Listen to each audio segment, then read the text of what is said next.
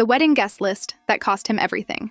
My fiancé, Tyler, is a data guy. He says emotions are just noise that gets in the way of efficiency. So when it came time to plan our wedding, I shouldn't have been surprised when he handed me a color-coded ranking system for our guests. But then, I saw my sister's name. It was highlighted in red, a long, heavy pause. Tyler, I said, my voice tight. Why is my only sister on the low priority removal list? He didn't even look up from his monitor. It's simple math, babe. We're capped at 100 people. Your sister hasn't hosted us for dinner in 2 years, and her gift value potential, based on her current salary, is statistically negligible. Logically, we should swap her seat for my boss's third cousin. He's a senior VP. The networking ROI is just higher. I felt the blood leave my face. She's my sister, Tyler. She's my maid of honor, actually, he said, finally looking at me with that cold, robotic smirk. Logic dictates that the maid of honor should be someone who can actually help fund the bachelorette party. Your sister is a financial liability to the wedding's success. I didn't argue. I didn't scream. I just walked over to the printer. You're right, Tyler, I whispered. Let's look at the total data. I pulled out a fresh sheet of paper. I've been tracking our relationship efficiency for the last 6 months. You've spent $4,000 on gaming upgrades, while I've paid for every single grocery run. You've spent 0 hours on household maintenance,